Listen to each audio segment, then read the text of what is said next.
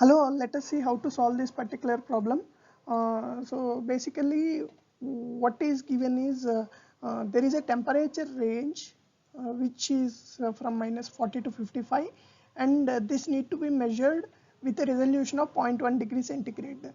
What are the number of ADC bits that are required to get the dynamic range of this temperature sensor?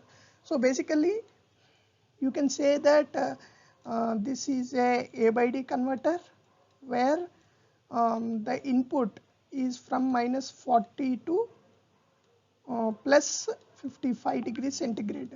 So,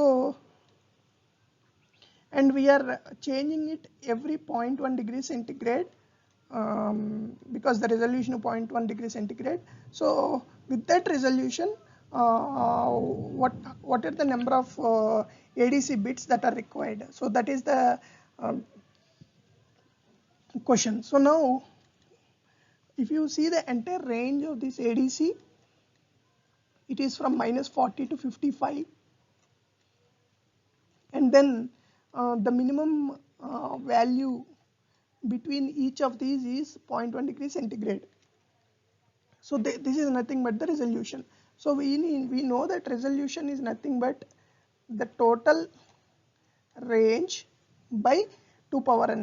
That means total range is nothing but -55 is 95, 95 by 2 power n, which is nothing but 0.1. This is the resolution. So now we can say 2 power n is equal to 95 by 0.1, which is nothing but 95 into 10, which is 950.